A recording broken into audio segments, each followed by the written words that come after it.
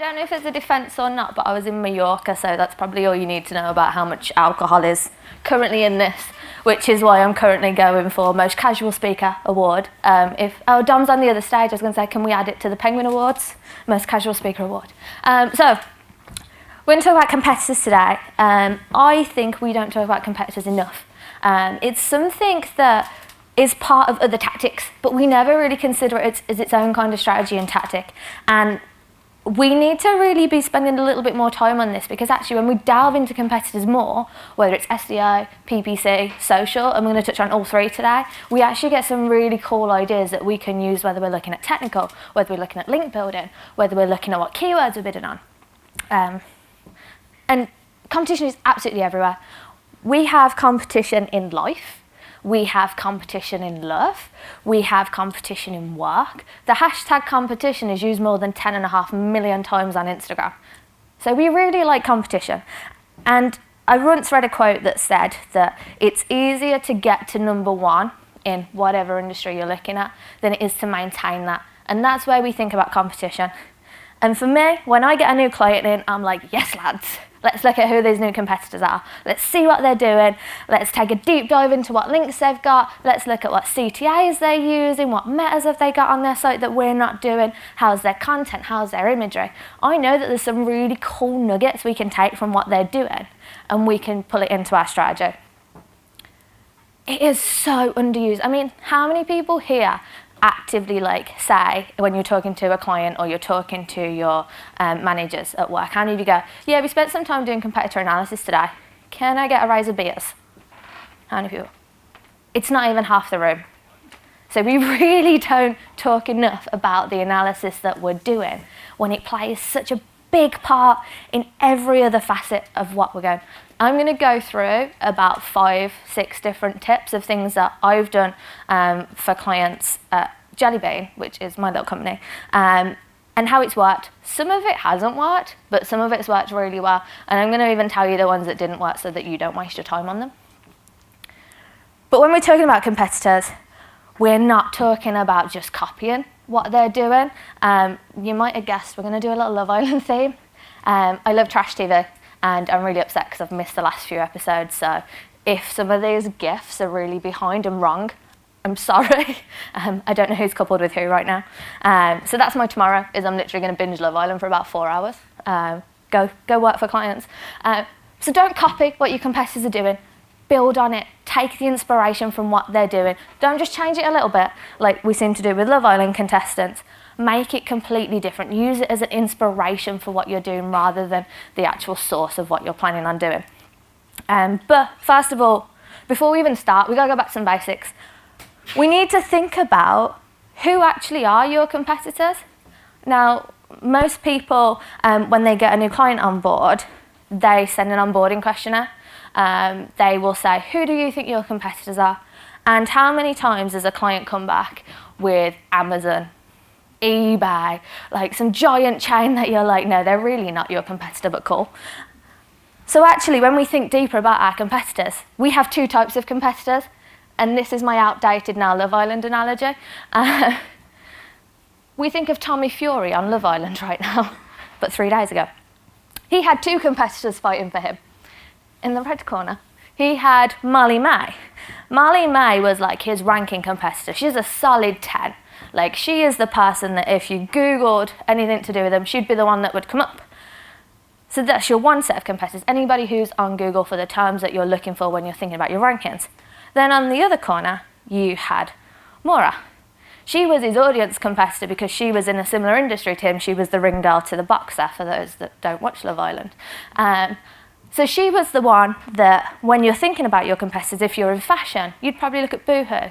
You'd probably look at what Misguided are doing. You'd probably look at what In The Style are doing, because they're the people who are after the same audience as you. So when we're talking about competitors, we want to go, are we looking at our ranking competitors, that are the people that are hitting the same keywords as us? Or are we talking about our audience competitors who are hitting the same customers as us? And there's quite a differentiation in when you're looking at specific tasks as to which ones you want to go for. First tip, get some bloody alerts set up. Track your competitors through Google Alerts, TalkWalker. any kind of alert system like that, so you can see what press are they putting out. You'll get the alerts daily, weekly, however you kind of set it up, so you can see what they're doing.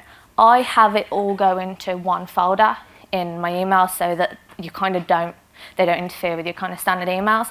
And then once a week, I'll go through and I'll look at what everybody else is doing. And you can use it for some inspiration. So if you're in fashion, you know that ASOS is currently having a trend of putting out ridiculous clothes that no one would ever buy. But they do it to get links, they do it to get press, and it works. Like the recent one was a backwards bra that kind of clipped on at the front and probably wouldn't even cover the nipple, but they did it and they got loads of coverage for it. Get alerts set up and you can just secretly track what's going on. I also recommend that you follow your competitors on social media. Do it through your personal accounts, not your work accounts, obviously. And sign up to their newsletters. Again, have all the newsletters go to one inbox in your email account so that you can just look at them when you want to. But it just lets you know, is there a specific product they're trying to promote right now on their newsletters? Are they doing any influencer stuff on social? What influencers are they working with? Because odds are if they're working with a competitor, they'll work with you too because they're interested in that industry. And also monitor the SERPs. If you don't know where your competitors are ranking within the SERPs, how do you know how well they're doing? You need to know who is the top 10 for your head term that you're trying to hit.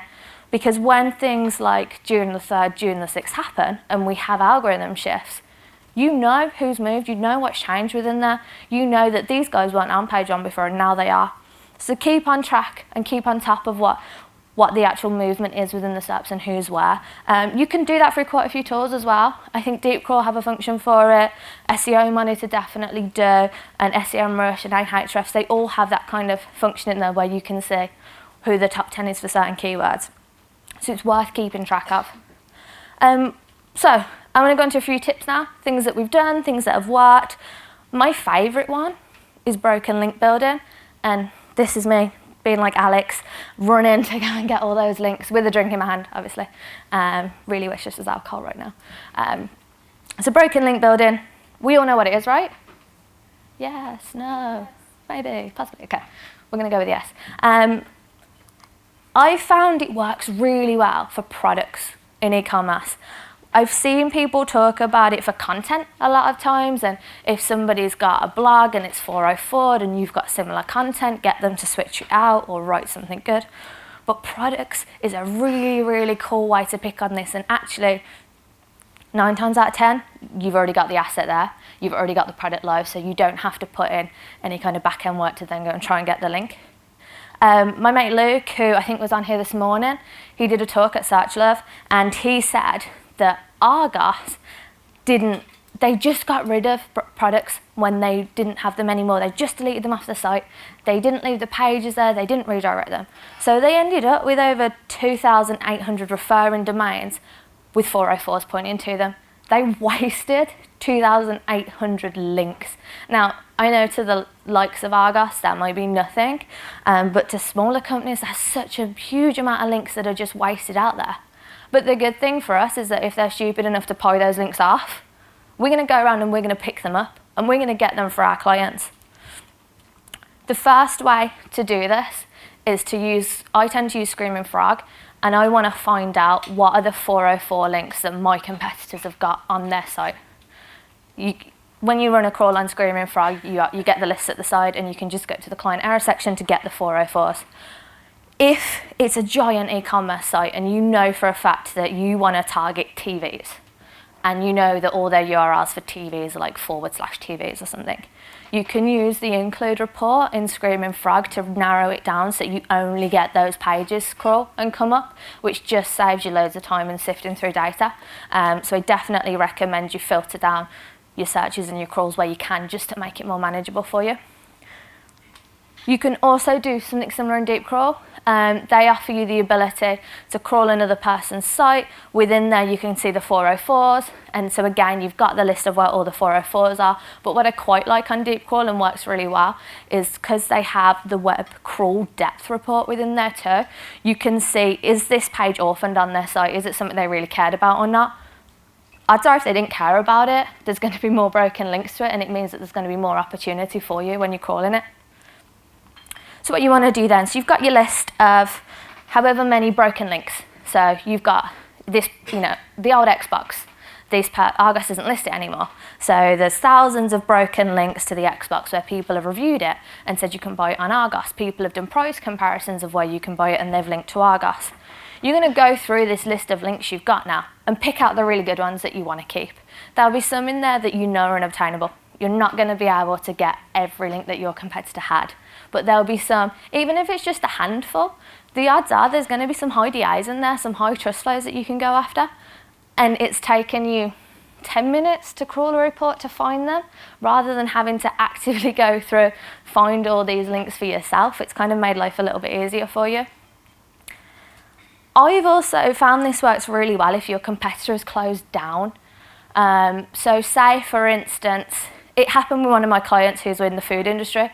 One of their competitors closed down and they had some awesome links. They were on the Telegraph, the Independent, all those ones that we kind of dream of as link builders that we want.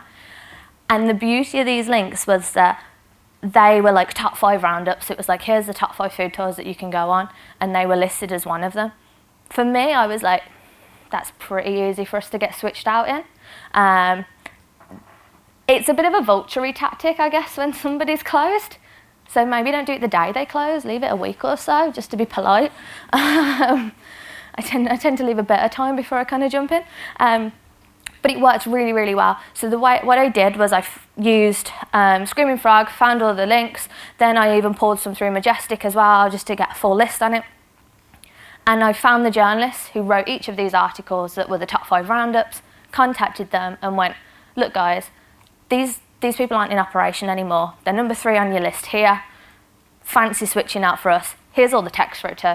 Like, here's the gumph that goes with it about who they are and why it's a really cool tour that people should do.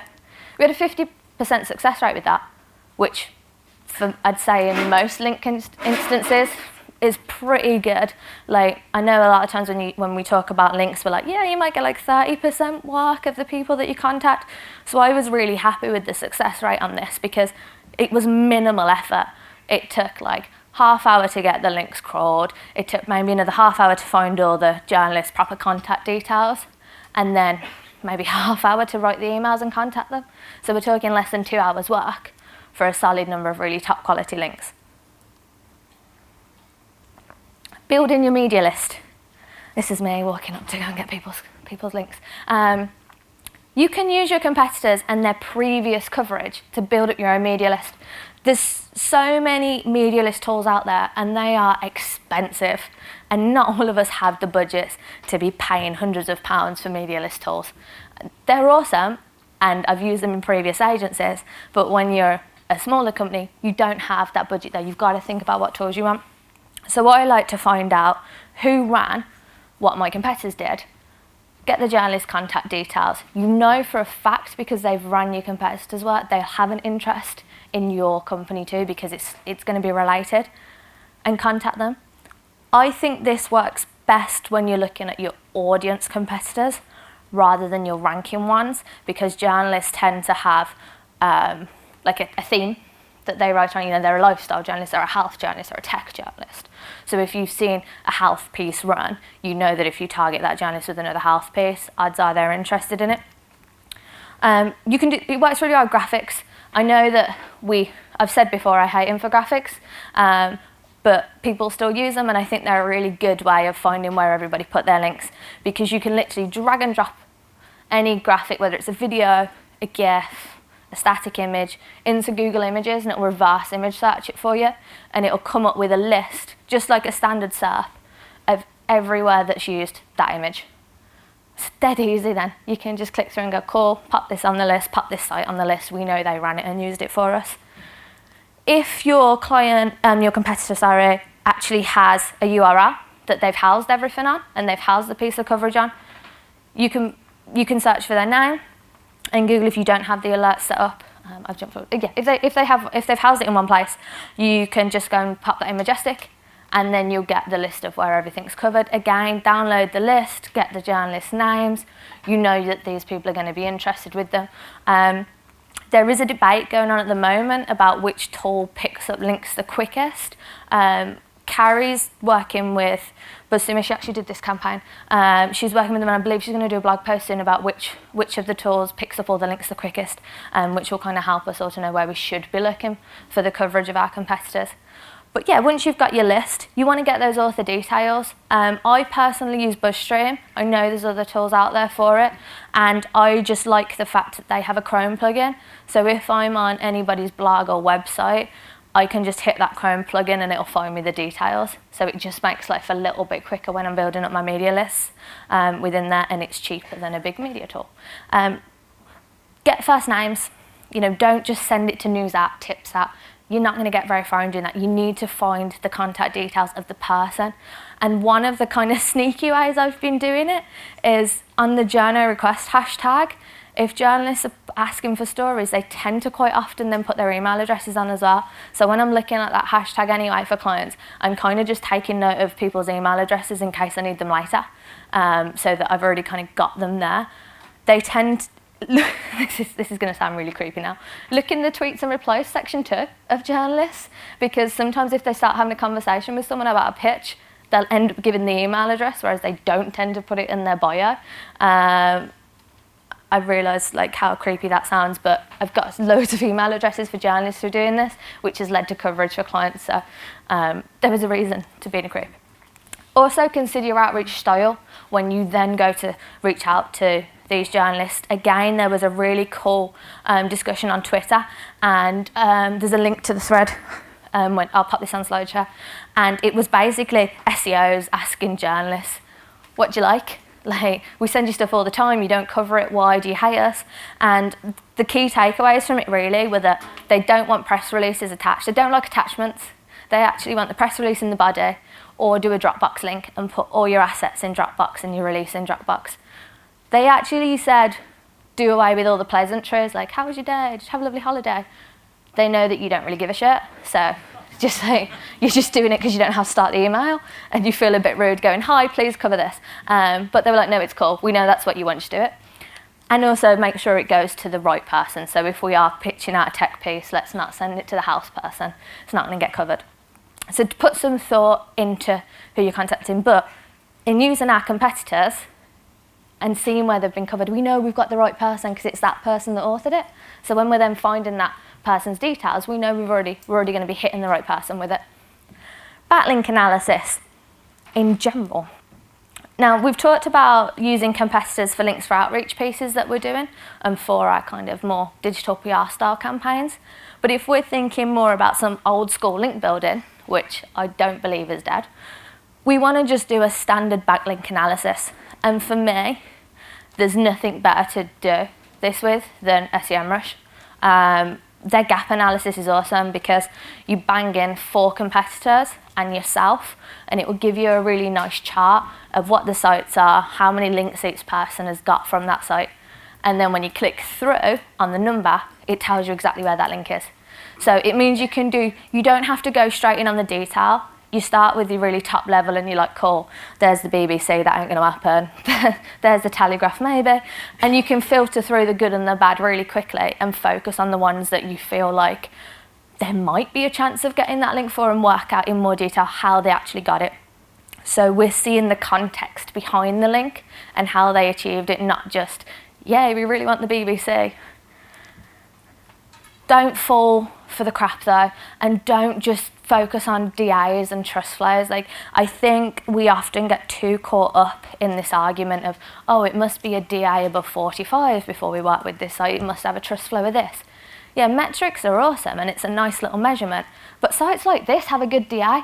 We don't want links on the globe. Maybe like 10 years ago, we targeted the globe and all these other low quality SEO directories, but they're not who we should be going for today. Whereas if we just filtered our list by DA, the globe will come up in your hit list. So use human eye, use your context behind it and think, would I want to be associated with this site? Because your competitors are going to have some really shit links too. They're not just all going to be gold within there. I then like to take all these links and filter it based on how I approach them. So you'll have good directories, you know, like your Yelp, those kind of ones. You'll have sites where they've done a guest post and you can maybe fire for a guest post. You have sites where they've done an interview, sites where they've given a comment or a quote, sites where they're kind of a top 5 within there, sites where it was an outreach piece. So if you theme them and filter them, so if you're doing it in like an Excel sheet, and you can use the filters function on there so that you can just quick go, okay, I just want to get some quick links. Which are all the really nice directory ones that they did? Which are the ones they gave a quote for? I've got a really solid quote here and I know I can filter those out. Because once you've got this list, you can keep it and you can use it for other clients in that sector then as well, if you do get a client in the same sector. Majestic's New Index is really cool as well. For if you're on top of your competitors and you're seeing what they're doing, you can just hit the new index in Majestic to see what are the latest links they've got. You don't have to keep then searching through links you've seen before. You don't have to download the big Excel spreadsheet. You can just see what did they get a week ago, what links did they get yesterday. And especially if they've just put a new campaign out, you can be like, what leads did they get this week from that campaign? And it just saves a lot of time. I want to move on to PPC now. And a tip, it's something that I've tried with clients with varying degrees of results, and actually it's differed per industry. A lot of people are really against competitor name bidding on PPC. I used to be, but actually I found that it's worked in a few instances. So price is a big factor on it. If you are cheaper than your competitors, if you bid on their brand name, it might work. So I've tried it in 2 instances where the client was cheaper than their competitor in the service. We bid on the competitor's brand name with price quite heavily in the ad text, and it had a really strong conversion rate, and the cost per click wasn't any higher than standard either. I know it's glass houses, and I know a lot of people, they might have a bigger budget than you, they might do it back to you, all of that. Just be prepared for it before you actually start doing the tactic and decide with the client whether it's right. This client was well up for it because it's a really competitive industry, and they knew that if they could snatch like 20 members from this other gym, they would be well happy. But another way that you can do if you're not comfortable on bidding on their brand name is bid on related services. So for example, if you're a gym, why not bid on athleisure sites? Why not bid on sites that sell trainers, that sell gym clothing? You know that the people that are buying gym clothing will probably be going to the gym and interested in fitness, so you can promote your brand that way. If you are a resale site, why not consider bidding on the stores that sell full price? You're not a direct competitor to them, so it's not necessarily glass houses, but you're telling them that actually, did you know you can get this for cheaper on a resale? The same with construction. Go for the jugular, hit the builders merchants within there as well. If people are going to be going there buying the stock, they might need somebody to actually do the work. You're the person that can do the work. So it's a softer approach, but it really seemed to work. And on average, we're getting like an 8-to-1 ROI when we're doing this approach on PPC, and the CPCs aren't any higher. The quality score is low, but we expect that because we don't have the competitors' names all over our site. So that's an expected negative of it.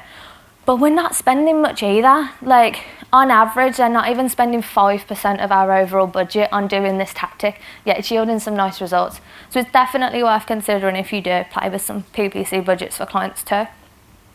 And with social, I'm sure we've all done this, you can check out your competitors' social ads. Facebook literally has an entire library, the ad library, where you can go in, find any Facebook page, and it will show you the ads that they're running. It even tells you what date they created it.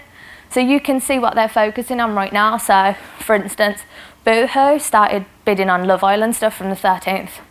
We know that they are using Love Island stars, and we can take an assumption from that they are probably targeting audiences that have an interest in Love Island because they're hitting you with Love Island people. It's so easy to see what they're running and seeing what products they're trying to push through it. It seems silly kind of not to take advantage from it, and we can use that from an SEO perspective too, because we can use it to then tailor our content around what our competitors are doing, or stay away from it because they're doing that. You can also target their followers with your social ads too. So when you're building your Facebook and Instagram audiences, you can say, I want to target anybody that follows this page of this company.